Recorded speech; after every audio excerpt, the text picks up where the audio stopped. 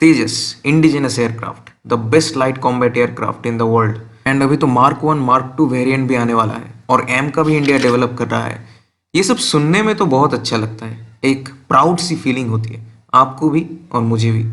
लेकिन आप तो जानते ही होंगे कि चाइना ने 5th generation fighter already develop कर लिया है, जबकि इंडिया का एम का आते आते 2032 तक का टाइम लग जाएगा।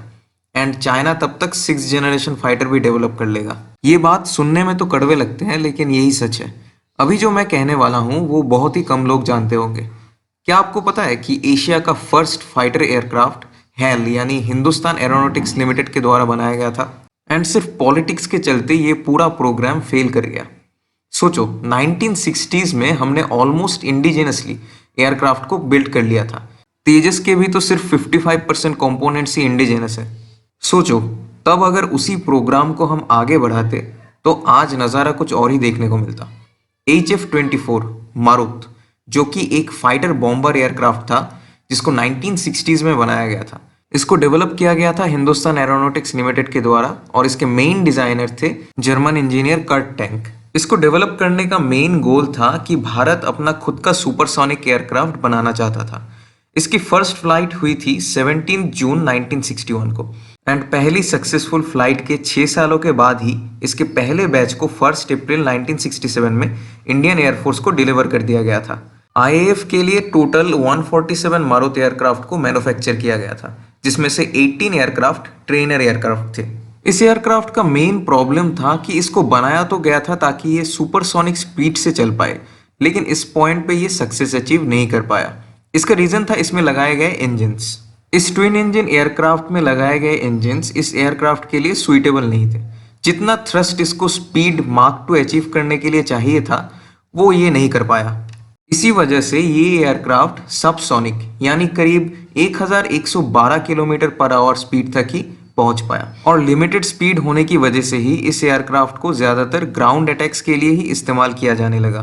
दोस्तों, HF-24 मारुत में HF का मतलब है हिंदुस्तान फाइटर और मारुत का मतलब है स्पिरिट ऑफ द टेम्पेस्ट यानी तूफानी आत्मा। कुछ वर्ड्स सिर्फ इंग्लिश में ही अच्छे लगते हैं। खैर, 1971 की इंडो पाक वॉर में भी इस एयरक्राफ्ट को यूज किया गया था एंड आप जान के हैरान होंगे कि इस एयरक्राफ्ट ने एक एरियल किल भी किया था, जब स्क्वाड्रन लीडर के बख्शी ने इस एयरक्राफ्ट से पाकिस्तान के F-18 साबरे एयरक्राफ्ट को मार गिराया था। इस एयरक्राफ्ट का डिजाइन एक बार देखो, ऐसा लगता है कि ये 1960s में बनाया गया था।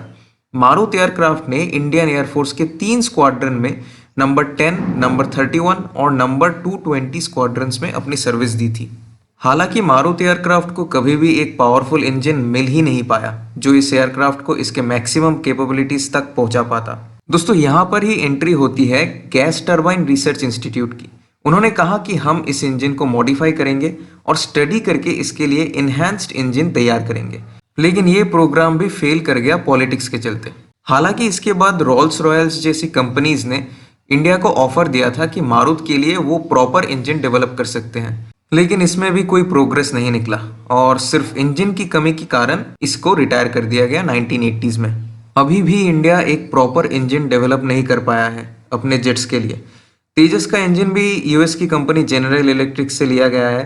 कावेरी इंजन डेवलपमेंट प्रोग्राम जो कि 1989 से चल रहा है, अभी तक सफल नहीं हो पाया है। इसमें इंडिया के 3000 करोड़ ऑलरेडी खर्च हो चुके हैं।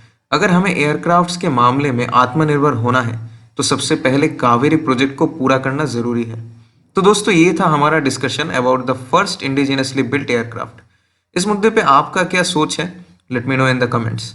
इस चैनल के वीडियो अगर फर्स्ट टाइम देख रहे हो तो सब्सक्राइब करने के बारे में सोचना।